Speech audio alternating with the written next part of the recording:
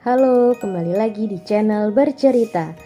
Apa kabar kalian? Semoga selalu diberikan kesehatan dan rezeki yang berlimpah dari Allah Subhanahu wa Ta'ala.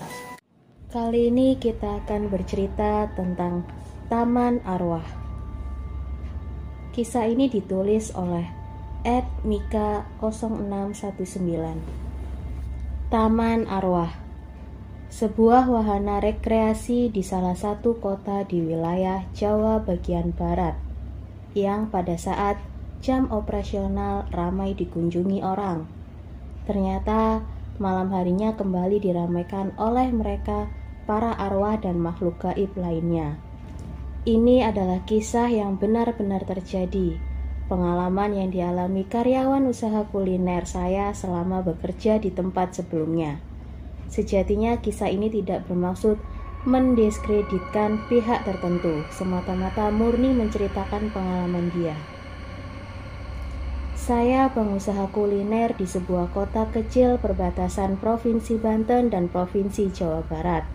Sebagaimana pengusaha lainnya, salah satu hal yang harus ditangani adalah soal karyawan. Sudah 4 kali berganti karyawan di bagian yang job desk-nya menangani langsung konsumen. Saya menyebutnya karyawan bagian depan.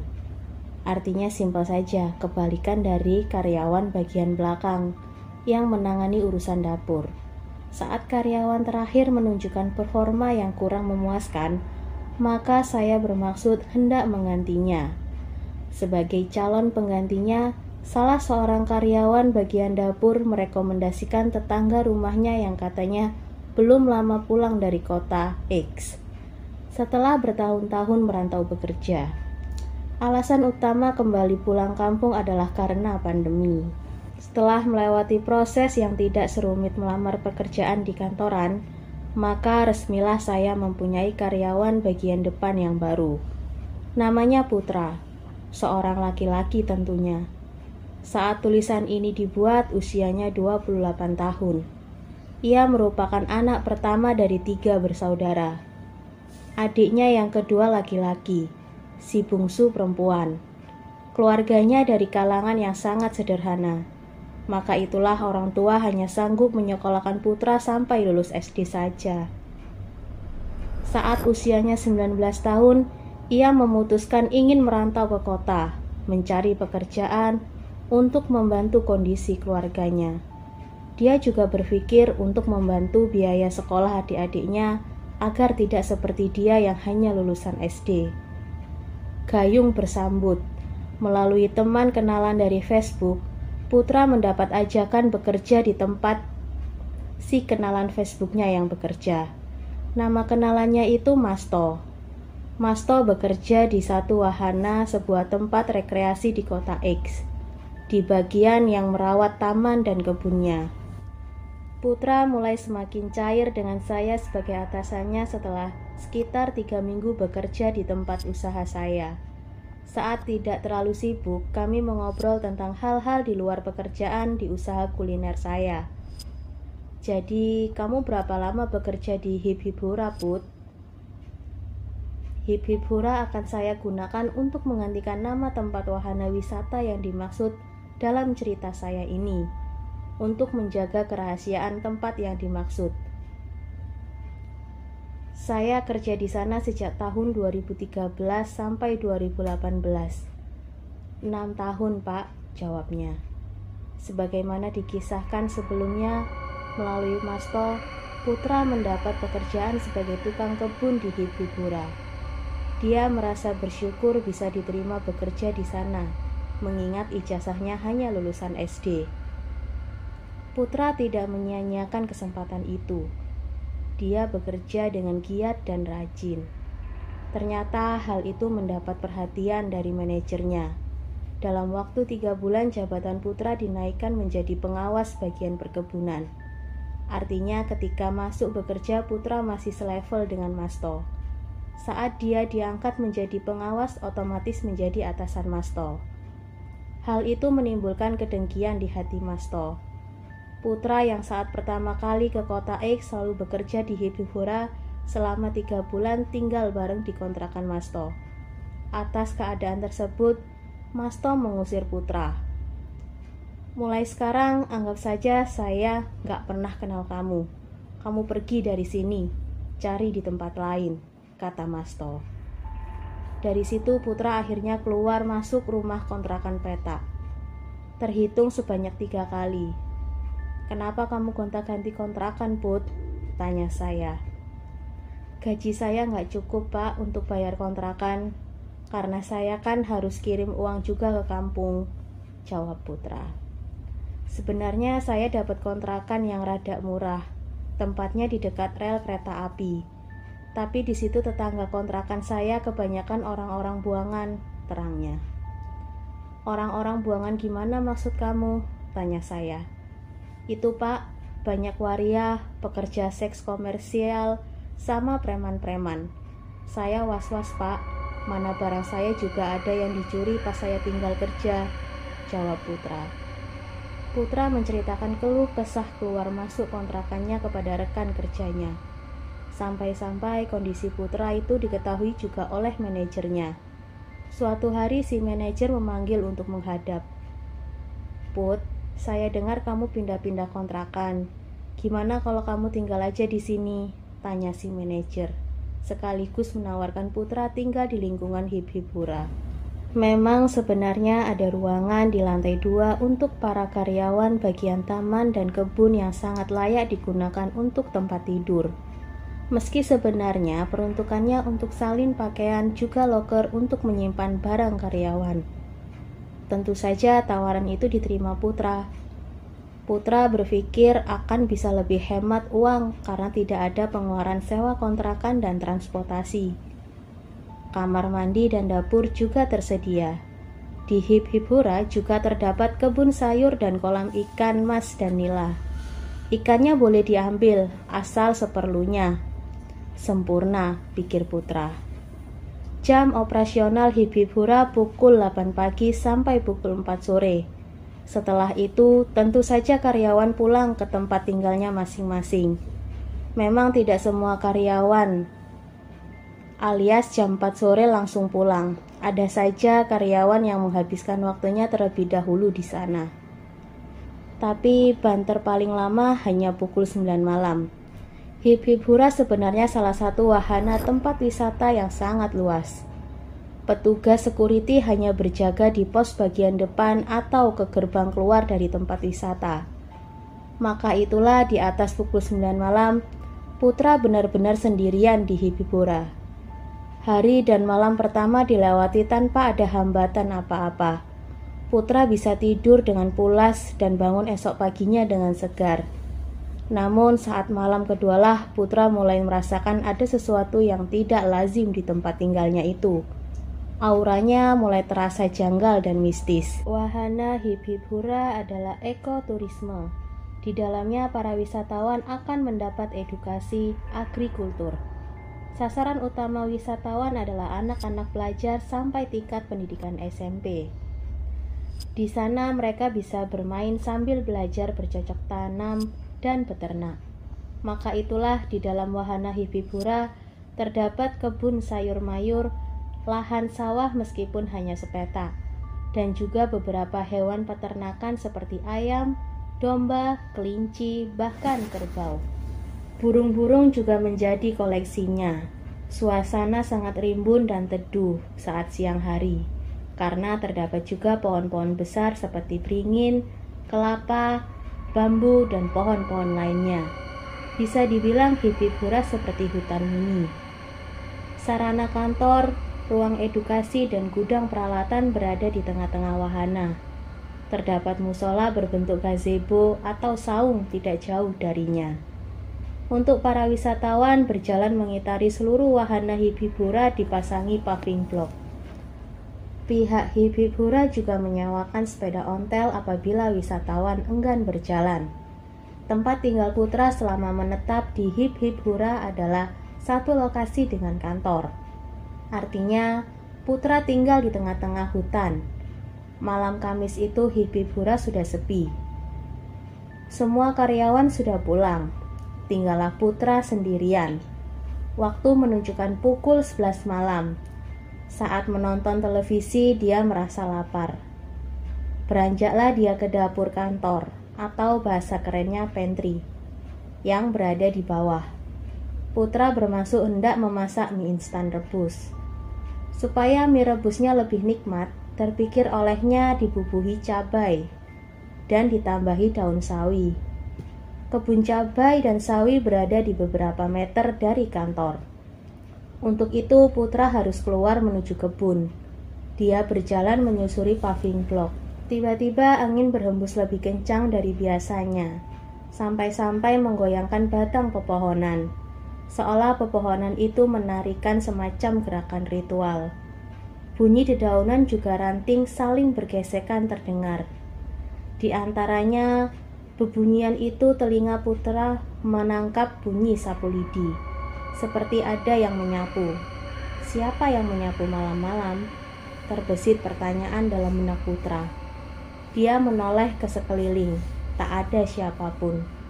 Lalu dia berpikir, cuma perasaan saja. Tiba di kebun cabai, dia mulai memetik beberapa buahnya. Bunyi sapu lidi terdengar lagi, bahkan kali ini lebih dekat. Putra berhenti memetik lalu melihat sekeliling.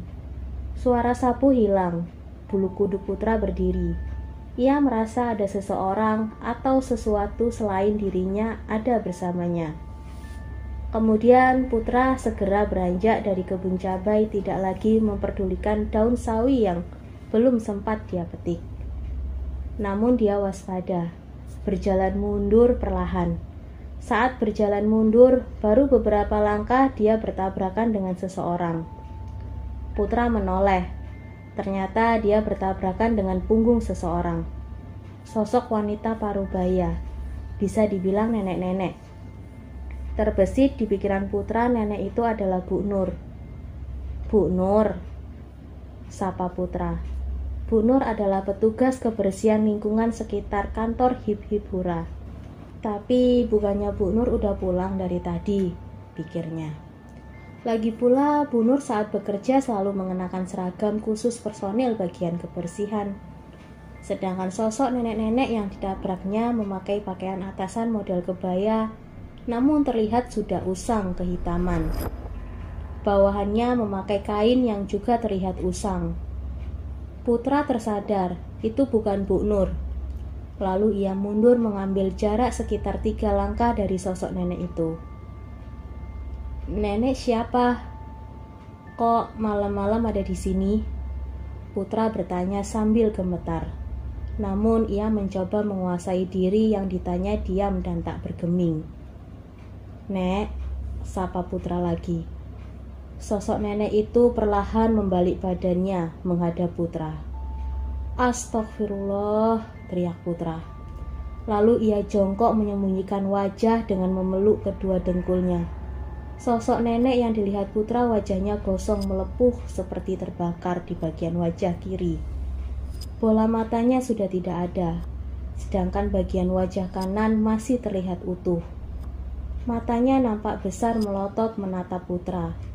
Mata itu seperti hendak keluar dari kelopaknya. Rambutnya disanggul dan putih beruban. Ada apa kesini? Mau apa? Tolong jangan nunjukin seperti ini ke saya. Saya di sini niatnya hanya bekerja, kata Putra mencoba mengajak bicara sosok nenek-nenek itu sambil tetap menutup wajah dengan kedua dengkul. Tubuh Putra gemetar hebat saking ketakutannya. Tidak terdengar jawaban atau reaksi apapun dari nenek itu. Beberapa saat kemudian, Putra memberanikan diri membuka matanya. Ternyata nenek itu sudah tidak ada di hadapan Putra. Hilang begitu saja. Putra mengambil langkah 1000 lari terbirit-birit langsung menuju ruang atas. Putra merasa lemas, lalu dia pun tertidur, atau mungkin juga pingsan karena syok. Saat dia terbangun ternyata hari sudah subuh. Ya ampun, teriak Putra ngeri. Yang dikira Putra kelapa yang berjatuhan ternyata kepala-kepala manusia. Kepala-kepala yang tertebas pisah dari tubuhnya. Saat jam kerja, Putra menceritakan pengalaman semalam ke rekan kerjanya. Anton namanya. Anton sudah lebih dulu bekerja di Hip Hip Hura 2 tahun dari Putra. Sebenarnya waktu Pak Rudi nawarin lo tinggal di sini, gue pengen nahan lo. Tapi lo kayak yang antusias gitu. Lagian gue juga tahu sih masalah keuangan lo. Jadi gue pikir ya udah, mudah-mudahan lo gak kenapa-napa. Gak taunya, kata Anton setelah mendengar penuturan Putra. Kenapa Ton? Kasih tahu gue dong, ada apa? Pinta Putra. Sebenarnya sebelum lo juga ada karyawan yang pernah tinggal di sini, namanya Budi, papar Anton. Lalu dia melanjutkan. Setelah seminggu dia tinggal, ada kecelakaan. Dia jatuh dari lantai 2. Terus dia... Kenapa dia Ton? Tanya Putra memburu. Dia meninggal setelah sempat 2 hari dirawat di rumah sakit, terang Anton. Wah, itu kejadiannya kapan? Tanya Putra. Sekitar 5 bulan yang lalu, jawab Anton. Lalu Anton menceritakan bahwa dia yang mengantar almarhum Budi ke rumah sakit. Anton sempat menunggu Budi di ruang UGD. Budi cerita ke gue kalau dia jatuh karena panik. Dia ngelihat sesuatu di tangga, terang Anton. Dia ngelihat apa Ton? Tanya Putra, kali ini nadanya terdengar panik sekaligus penasaran.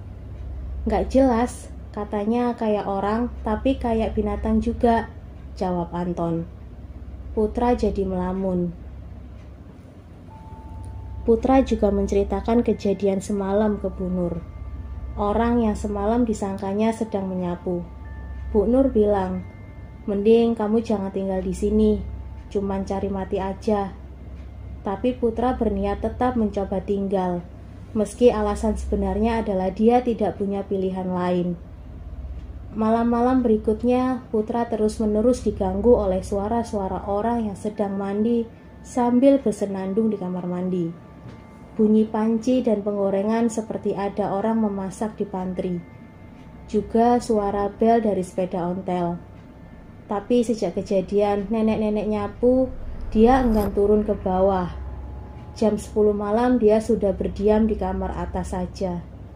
Hingga satu malam Putra terbangun. Dia merasa perutnya mules. Dia kepingin buang air besar. Dia melihat ke jam dinding. Aduh, mana masih jam 1 malam lagi, gumamnya. Putra coba mengabaikan rasa mulesnya, tapi sia-sia. Rasanya sudah di ujung. Aduh, anjrit. Terpaksa deh daripada brojol di sini, katanya lirih. Bismillah, katanya sebelum menuruni tangga dia mengumpulkan keberaniannya. Kamar mandi letaknya di luar, dekat dengan gudang. Sebenarnya tidak jauh dari ruang tidurnya, tapi tetap saja letaknya di luar. Tumben sepi, katanya dalam hati. Karena biasanya selalu ada suara-suara aktivitas di dapur dan di kamar mandi. Putra berhasil mencapai kamar mandi, lalu dia melaksanakan buang hajatnya. Plung, lega, kata Putra setelah beberapa pup yang barusan sudah di ujung keluar. Tapi hajatnya belum tuntas, perutnya masih terasa sedikit mules. Di luar terdengar lagi suara angin bertiup. Terdengar lagi suara dedaunan diterpa angin dan batang juga ranting pohon yang saling bergesekan. Lalu terdengar suara buk buk buk buk. Putra memasang kupingnya mendengar suara itu dari dalam kamar mandi. Perlahan Putra membuka pintu kamar mandi. Dia melihat ada sesuatu berbentuk bulat-bulat seperti berserakan di dekat pohon kelapa. Dalam keremangan, dia mencoba menegaskan pandangan pada benda bulat yang berserakan dekat pohon kelapa. Ya ampun, teriak Putra ngeri. Yang dikira Putra kelapa yang berjatuhan ternyata kepala-kepala manusia. Kepala-kepala yang tertebas pisah dari tubuhnya. Putra berlari bermaksud hendak ke arah kamarnya yang hanya sebelokan ke kanan. Namun dia menghentikan langkah seribunya.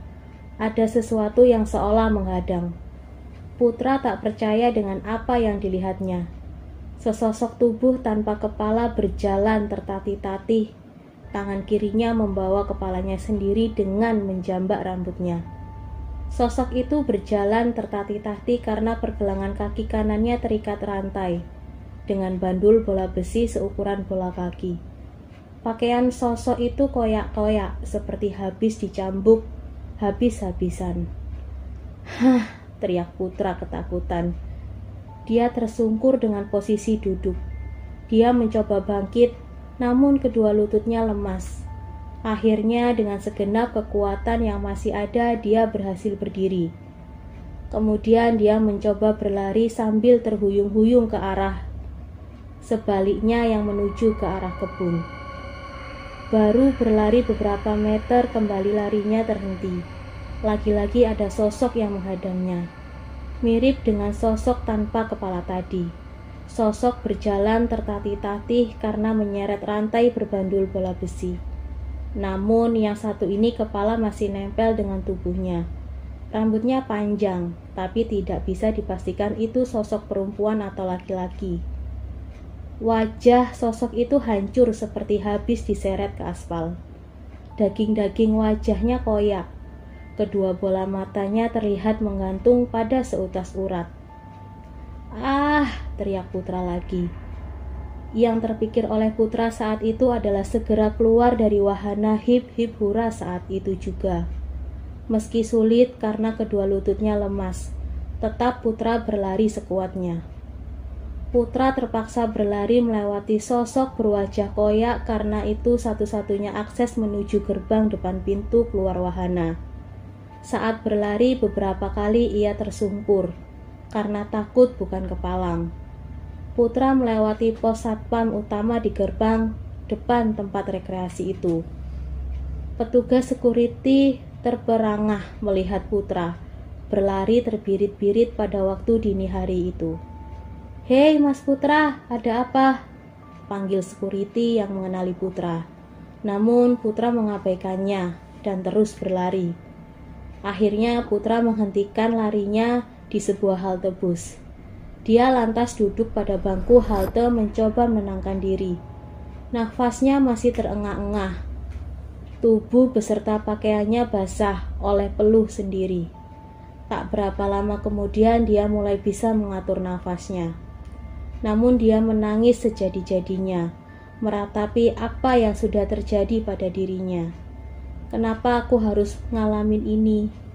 Pertanyaan dalam benaknya. Inginnya Putra bekerja di hip-hipura dini hari itu juga.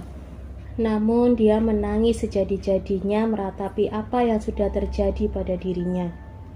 "Kenapa aku harus ngalamin ini?" Pertanyaannya dalam benaknya. Inginnya Putra berhenti bekerja di hip-hip hura dini hari itu juga. Tapi saat dia mulai bisa berpikir jernih, terlintas bayangan wajah ibu bapaknya yang di kampung yang sedang menunggu kiriman uang darinya. Lalu ia terbayang wajah kedua adiknya yang biaya sekolahnya juga dari hasil jeripayahnya. "Terus gimana Put? Kamu berhenti dari hip-hip hura malam itu juga?" tanya saya. "Enggak Pak," jawab si Putra. "Loh, kenapa? Kamu nggak takut?" "Ya takut sih Pak. Bohong kalau nggak mah. Tapi saya keinget sama emak bapak di kampung. Terus saya ingat adik-adik saya yang masih butuh biaya buat sekolah. Saya nguatin tekad. Apapun yang terjadi, saya akan coba bertahan." "Kamu langsung balik lagi ke dalam hip-hip hura?" "Enggak Pak, saya nunggu sampai subuh di halte bus," kata Putra sambil nyengir. Saat azan subuh berkumandang, Putra kembali lagi ke tempat wisata X, lalu masuk kembali ke wahana hip-hip hura. Dia sudah menguasai diri kembali, dan dia sudah bertekad akan bertahan demi keluarga di kampung. Saat bekerja kali ini dia tidak bercerita kepada siapapun pengalaman semalam. Meskipun Anton menanyakan karena mendapat info dari security gerbang depan yang melihatnya lari terbirit-birit dini hari tadi. Putra cuma jawab, "Nggak kenapa-napa." Malamnya Putra tertidur sangat pulas, karena memang kurang tidur sehari sebelumnya. Malam berikutnya pun dia lalui dengan tabah. Dia mulai terbiasa dengan situasi di Hip-Hip-Hura. Gangguan-gangguan dari mereka yang tak kasat mata, penunggu Hip-Hip-Hura bukan tidak ada sama sekali. Tetap ada meskipun tidak setiap malam. Putra sudah terbiasa dengan suara orang mandi sambil bersenandung di kamar mandi. Sudah terbiasa dengan aktivitas seperti ada yang memasak di pantry. Oh iya, bunyi lonceng sepeda ontel. Suatu malam Putra menggelitik untuk mengintip ke bawah dari balkon lantai atas kamarnya. Saat mendengar bunyi lonceng sepeda ontel, kring kring kring kring, ramai sekali. Ternyata sepeda-sepeda ontel yang disewakan itu berjalan sendiri lalu lalang. Hanya karena percaya lindungan Tuhan dan tekad demi keluargalah yang membuat Putra kuat bertahan di sana. Selebihnya kisah ini akan kita bahas di part selanjutnya. Jangan lupa like, komen, dan subscribe. Terima kasih.